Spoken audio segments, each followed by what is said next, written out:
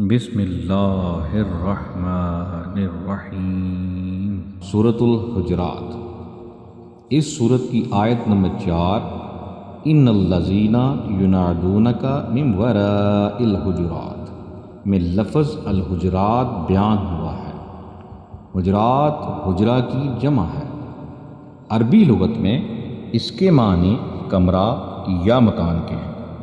اس صورت میں بنی تمیم کے بدوی عربوں کا حضور صلی اللہ علیہ وآلہ وسلم کو حجروں کے پس دیوار سے زور سے بلانے کا ذکر ہے۔ غالباً اسی بنا پر الحجرات کے نام سے موسوم ہوئی ہے۔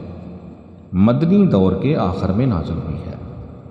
سورۃ الحجرات آیت نمبر 1 کا ترجمہ ہے: اے ایمان والو، اللہ اور اس کے رسول سے آگے نہ بڑھو اور اللہ سے ڈرتے رہا کرو، یقیناً اللہ تعالیٰ سننے والا جاننے والا ہے۔ اس کی تشریح آسان الفاظ میں بیان کرتے ہیں۔ مسلمانوں کو آداب کی تعلیم دیتے ہوئے اللہ تعالیٰ فرماتا ہے: اے ایمان لانے والو، اللہ اور اس کے رسول محمد صلی اللہ علیہ وآلہ وسلم سے پیش قدمی کر کے اپنے معاملات کے فیصلے بطور خود اپنی اغراض و آراء سے نہ کیا کرو، اور آپ صلی اللہ علیہ وآلہ وسلم کی مجلس میں جب بیٹھو تو آداب مجلس ملحوظ رکھو۔ بلانا ہو تو دھیمی آواز سے بلاؤ۔ اللہ سے ڈرو، وہ سب کچھ سننے اور ہر چیز اور ہر فعل کا جاننے والا ہے۔ آیت نمبر 2 کا ترجمہ ہے: اے ایمان والو، اپنی آوازیں نبی صلی اللہ علیہ وآلہ وسلم کی آواز سے اوپر نہ کرو اور نہ ان سے اونچی آواز سے بات کرو جیسے آپس میں ایک دوسرے سے کرتے ہو، کہیں ایسا نہ ہو کہ تمہارے اعمال اکارت جائیں اور تمہیں خبر بھی نہ ہو۔ آیت نمبر 2 کی تشریح یہ ہے: اس آیت میں مجلسی آداب کی تعلیم دی گئی ہے کہ جب تم لوگ رسول اللہ صلی اللہ علیہ وآلہ وسلم کی مجلس میں بیٹھے ہو تو آپ صلی اللہ علیہ وآلہ وسلم کا انتہائی احترام ملحوظ رکھیں۔ کسی شخص کی آواز آپ صلی اللہ علیہ وآلہ وسلم کی آواز سے بلند نہ ہو۔ با ادب ہو کر نرم لہجہ سے بات کرو۔ اونچی آواز سے نبی صلی اللہ علیہ وآلہ وسلم کے سامنے بات نہ کیا کرو۔ جس طرح تم آپس میں ایک دوسرے کو تڑح کر یا چمک کر بے باکا نہ بلاتے ہو، کہیں ایسا نہ ہو کہ بے ادبی سے تمہارے سب اعمال اکارت اور ضائع ہو جائیں اور تمہیں اس کا شعور بھی نہ ہو۔ آپ صلی اللہ علیہ وآلہ وسلم کی وفات کے بعد آپ صلی اللہ علیہ وآلہ وسلم کی احادیث کے پڑھنے اور سننے کے وقت بھی یہی ادب ملحوظ خاطر رکھنا چاہیے۔ آیت نمبر 3 کا ترجمہ ہے: بے شک جو لوگ رسول اللہ صلی اللہ علیہ وآلہ وسلم کے حضور میں اپنی آوازیں پست رکھتے ہیں، یہی وہ لوگ ہیں جن کے دلوں کو اللہ نے پرہیزگاری کے لیے جانچ لیا ہے۔ ان کے لیے مغفرت اور بڑا ثواب ہے۔ آیت نمبر 3 کی تشریح ہم آسان الفاظ میں بیان کرتے ہیں۔ جو لوگ رسول خدا محمد صلی اللہ علیہ وآلہ وسلم کے سامنے بات کرتے ہوئے اپنی آوازوں کو دھیما اور پست رکھتے ہیں، بے شک وہ ایسے لوگ ہیں جنہوں نے مختلف آزمائشوں سے گزر کر ثابت کر دیا ہے کہ فی الواقع ان کے دلوں میں تقویٰ موجود ہے اور انہوں نے ادب اور احترام کو ملحوظ خاطر رکھا ہے۔ ان کے لیے اللہ تعالیٰ کی مغفرت ہے اور وہ انہیں بہت بڑا اجر عطا فرمائے گا۔ آیت نمبر 4 کا ترجمہ ہے: جو لوگ آپ کو حجروں کے پیچھے سے پکارتے ہیں ان میں سے اکثر بالکل بے عقل ہیں۔ آیت نمبر 4 کی تشریح: صحابہ اکرام نے بنی تمیم کے کچھ لوگ قید کر لیے۔ ان قیدیوں کے وارث حضور صلی اللہ علیہ وآلہ وسلم کی خدمت میں اس وقت آئے جب آپ صلی اللہ علیہ وآلہ وسلم استراحت فرما رہے تھے۔ انہوں نے پس دیوار سے ہی زور زور سے چلانا شروع کر دیا کہ اے محمد صلی اللہ علیہ وآلہ وسلم باہر تشریف لائیں اور ہمارا فیصلہ کریں۔ آپ صلی اللہ علیہ وآلہ وسلم نیند سے بیدار ہوئے اور باہر تشریف لائے اور ان میں سے ایک کو منصف مقرر کیا۔ اس نے فیصلہ دیا کہ آدھے قیدی رہا کر دیے جائیں اور آدھے قید رکھ لیے جائیں۔ اس موقع پر ارشاد ہوا کہ بنی تمیم کے بدو آداب ناآشنا لوگ آپ صلی اللہ علیہ وآلہ وسلم کو امہات المومنین کے حجروں کی دیواروں کے پیچھے سے پکارتے ہیں۔ ان میں سے اکثریت نادانوں اور کم عقلوں کی ہے۔ آیت نمبر 5۔ اگر یہ لوگ یہاں تک صبر کرتے کہ آپ خود سے نکل کر ان کے پاس آ جاتے تو یہی ان کے لیے بہتر ہوتا، اور اللہ غفور الرحیم ہے۔ آیت نمبر 5 کی تشریح آسان الفاظ میں بیان کرتے ہیں۔ ان کے ناشائستہ طرز عمل پر ملامت کرتے ہوئے اللہ تعالیٰ لوگوں کو ہدایت کرتے ہوئے فرماتا ہے کہ اگر بنی تمیم کے لوگ آپ صلی اللہ علیہ وآلہ وسلم کے از خود باہر تشریف لانے تک صبر و تحمل سے کام لیتے اور بیٹھ کر آپ صلی اللہ علیہ وآلہ وسلم کی تشریف آوری کا انتظار کرتے، بے صبری کا مظاہرہ نہ کرتے، تو یہ طرز عمل پہلے سے بہتر ہوتا۔ اللہ تعالیٰ معاف فرمانے والا ہے اور بے ادبی سے توبہ کرنے والوں کو اور رحم فرمانے والا ہے۔ آپ صلی اللہ علیہ وسلم کی تعظیم کرنے والوں پر رحم فرماتا ہے۔ آیت نمبر 6 کا ترجمہ۔ اے مسلمانوں، اگر تمہیں کوئی فاسق خبر دے تو تم اس کی اچھی طرح تحقیق کر لیا کرو، ایسا نہ ہو کہ نادانی میں کسی قوم کو ایذا پہنچا دو پھر اپنے کیے پر پشیمانی اٹھاؤ۔ آیت نمبر 6 کی تشریح۔ حضرت محمد صلی اللہ علیہ وآلہ وسلم نے ولید بن عتبہ کو بنی المستلق کے پاس وصولی زکوٰۃ پر تحصیلدار مقرر کیا۔ جاہلیت کے دور میں ولید نے اس قبیلہ کا ایک آدمی قتل کرایا تھا، اس کا خون تاحال اس کے ذمہ تھا۔ ولید جب بنی المستلق کے پاس وصولی زکوٰۃ کے لیے گیا تو لوگ اکٹھے ہو کر اس کے استقبال کے لیے آئے۔ اس نے سمجھا کہ شاید یہ لوگ اس کو قتل کرنے کی غرض سے آئے ہیں۔ یہ خیال کر کے وہ واپس لوٹ آیا اور دربار رسالت میں رپورٹ دی کہ وہ قبیلہ مرتد ہو گیا ہے اور زکوٰۃ دینے سے انکاری ہے۔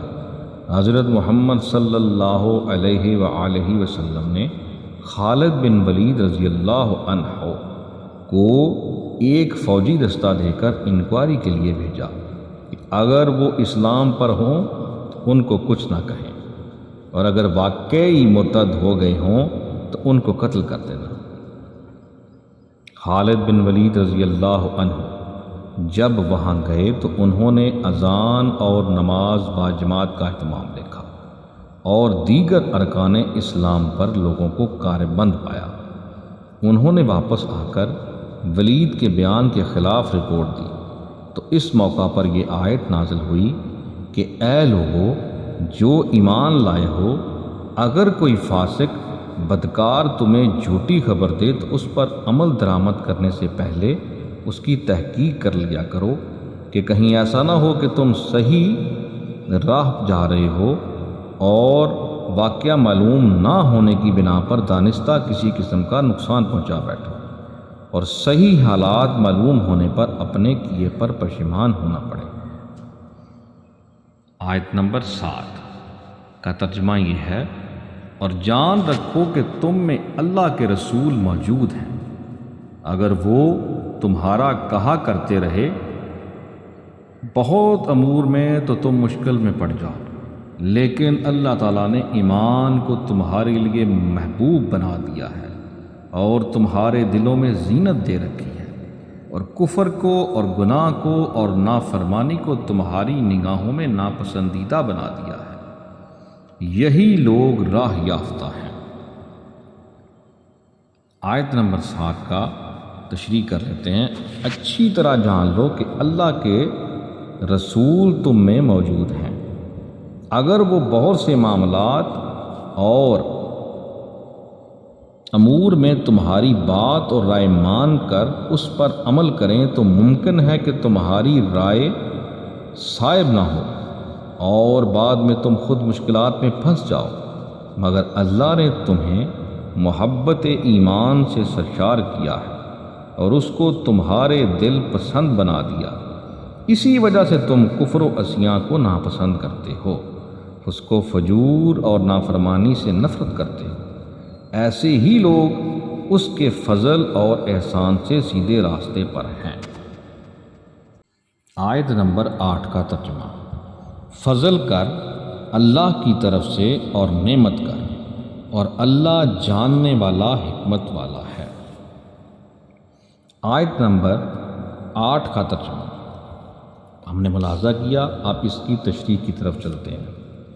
نیکی سے محبت اور شفقت، کفر سے نفرت اور اظہار بیزاری اس کے فضل و کرم سے ہے، اور یہ اس کی ایک نعمت ہے جو تم پر نازل کی گئی ہے۔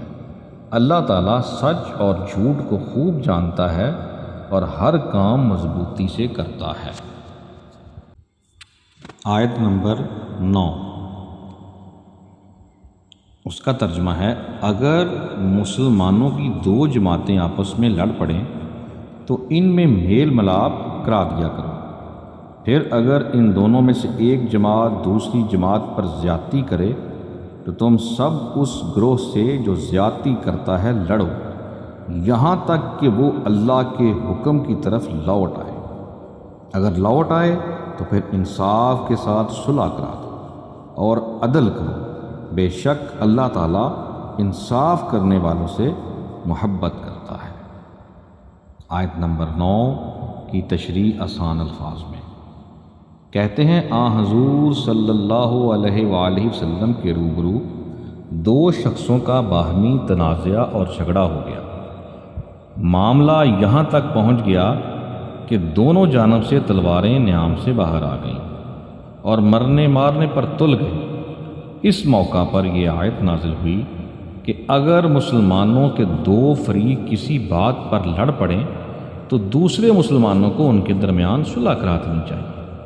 اگر ایک فریق زیادتی پر اتر آئے تو مسلمانوں کو چاہیے کہ دوسرے فریق کا ساتھ دیں اور ظلم اور زیادتی کرنے والے سے لڑیں، یہاں تک کہ وہ اللہ تعالیٰ کا حکم تسلیم کر لے۔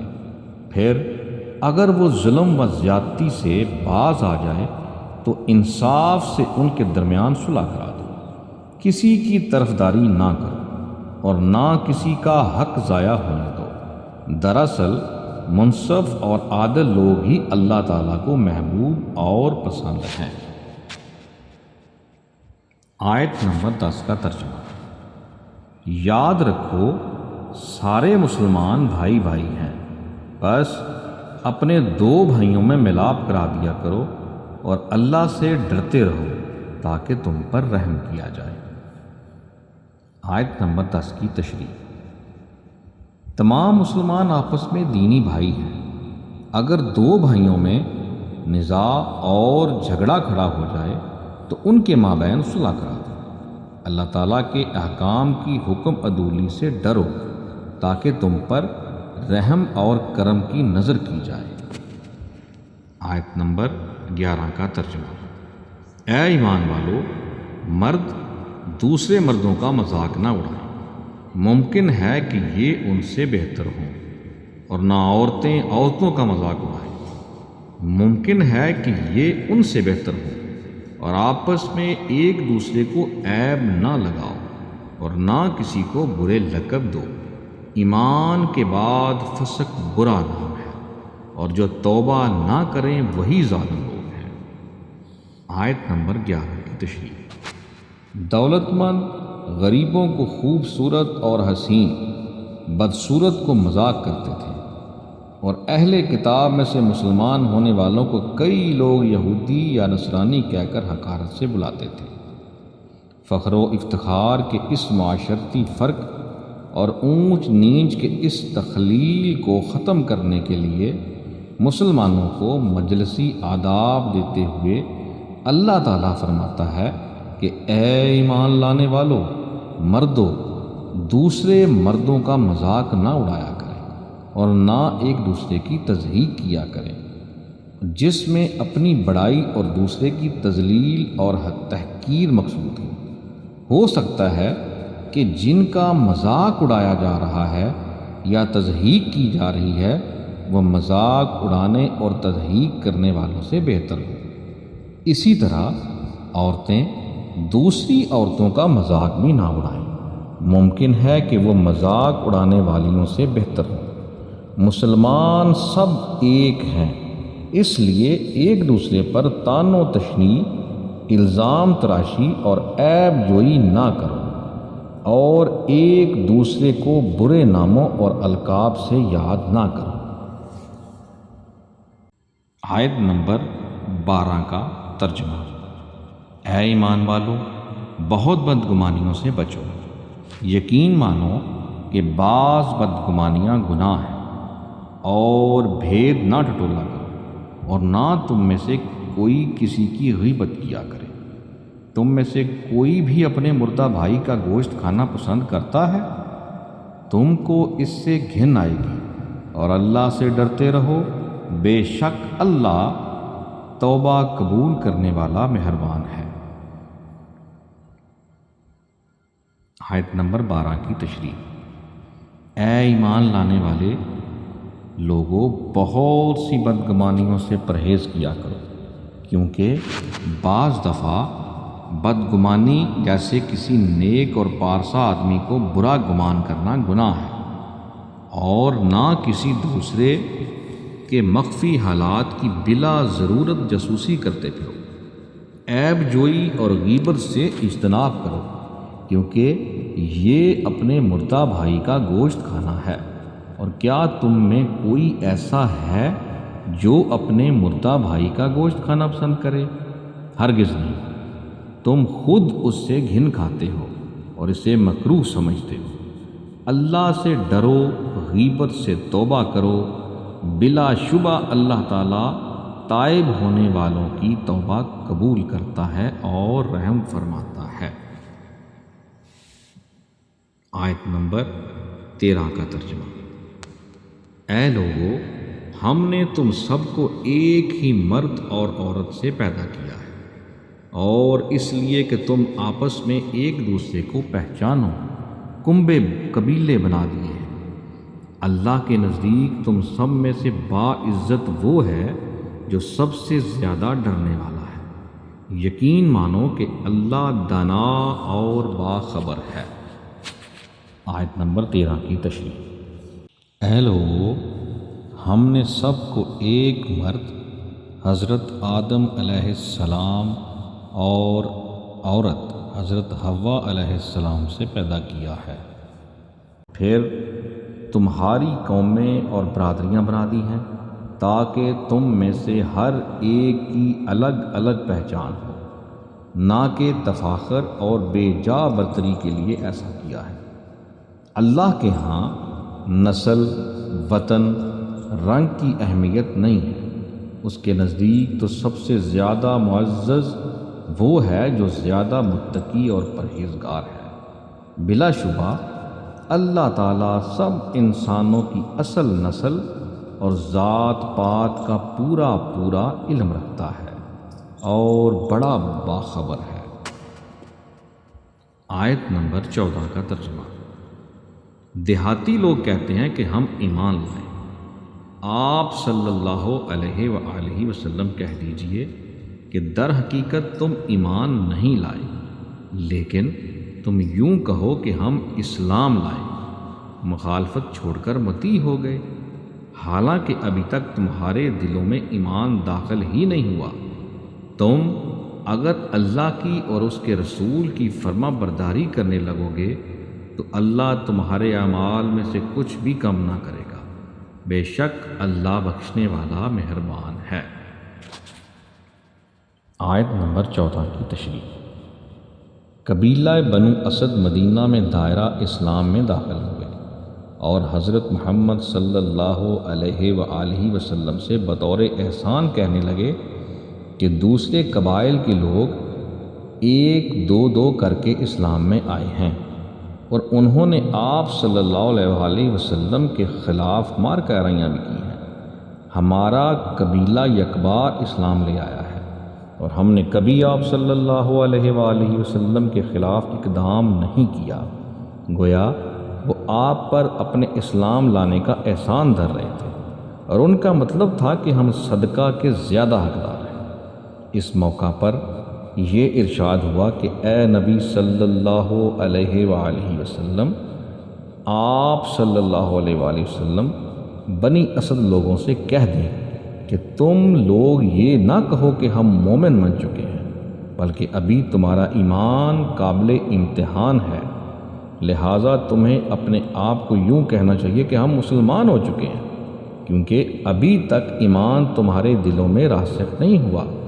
اگر تم اپنے طرز عمل سے یہ ثابت کر دو گے کہ واقعی تم راسخ فی الایمان ہو تو اللہ تعالیٰ تمہارے اعمال کا ثواب کم نہیں کرے گا، وہ بہت زیادہ بخشنے والا اور رحم فرمانے والا ہے۔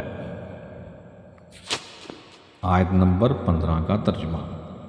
مومن تو وہ ہیں جو اللہ پر اور اس کے رسول پر پکا ایمان لائیں، پھر شک و شبہ نہ کریں اور اپنے مالوں سے اور اپنی جانوں سے اللہ کی راہ میں جہاد کرتے رہیں۔ اپنے دعویٰ ایمان میں یہی سچے اور راست گو لوگ ہیں۔ آیت نمبر 15 کی تشریح۔ حقیقت میں سچے اور مخلص مومن تو وہ لوگ ہیں جو اللہ اور اس کے رسول محمد صلی اللہ علیہ وآلہ وسلم پر بے چون و چرا ایمان لائے اور کسی شک و شبہ میں مبتلا ہوئے بغیر اور راہ خدا میں جہاد کرتے ہوئے جنہوں نے جانی اور مالی قربانیاں دیں، وہی سچے اور مخلص مومن ہیں۔ آیت نمبر 16 کا ترجمہ۔ کہہ دیجئے کہ کیا تم اللہ تعالیٰ کو اپنی دینداری سے آگاہ کر رہے ہو؟ اللہ ہر اس چیز سے جو آسمانوں میں ہے اور زمین میں ہے بخوبی آگاہ ہے، اور اللہ ہر چیز کا جاننے والا ہے۔ آیت نمبر 16 کی تشریح۔ اے نبی صلی اللہ علیہ وآلہ وسلم، آپ صلی اللہ علیہ وآلہ وسلم ان مدعیان ایمان سے کہیں کہ کیا تم اللہ تعالیٰ کو اپنے ایمان قبول کرنے کی اطلاع دیتے ہو، حالانکہ اللہ تعالیٰ تو زمین اور آسمانوں میں ہر چیز کو براہ راست جانتا ہے اور وہ سب چیزوں کا علم رکھتا ہے، اس سے کوئی چیز چھپی ہوئی نہیں ہے۔ آیت نمبر 17 کا ترجمہ۔ اپنے مسلمان ہونے کا آپ پر احسان جتاتے ہیں، آپ کہہ دیجئے کہ اپنے مسلمان ہونے کا احسان مجھ پر نہ رکھو، بلکہ دراصل اللہ کا تم پر احسان ہے کہ اس نے تمہیں ایمان کی ہدایت کی اگر تم راست گو ہو۔ آیت نمبر 17 کا تشریح۔ یہ لوگ اپنے اسلام میں داخل ہونے کا بار احسان آپ صلی اللہ علیہ وآلہ وسلم پر رکھتے ہیں۔ آپ صلی اللہ علیہ وآلہ وسلم ان سے کہہ دیں کہ مجھ پر احسان نہ رکھو، کیونکہ ایمان قبول کرنے کا فائدہ تمہارے اپنے لیے سود مند اور فائدہ بخش ہے، بلکہ اللہ تعالیٰ کا تم پر احسان عظیم ہے کہ اس نے تمہیں راہ راست دیکھنے کی توفیق بخشی اور اس کا سامان تمہارے لیے فراہم فرما دیا کہ تم میں سے رسول بھیجا اور قرآن نازل فرمایا۔ اگر تم واقعی اپنے دعوے ایمان میں سچے ہو تو ایسا بول منہ سے نہ بولو۔ آیت نمبر 18 کا ترجمہ۔ یقین مانو کہ آسمانوں اور زمین کی پوشیدہ باتیں اللہ خوب جانتا ہے، اور جو کچھ تم کر رہے ہو اسے اللہ خوب دیکھ رہا ہے۔ آیت نمبر 18 کی تشریح۔ اللہ تعالیٰ زمین اور آسمانوں کی تمام پوشیدہ چیزوں کو خوب جانتا ہے۔ جو کام تم لوگ کرتے ہو سب اس کی نگاہ میں ہے، خواہ چھپے ہوں یا ظاہر ہوں، اللہ تعالیٰ سب سے باخبر ہے اور خوب دیکھ رہا ہے۔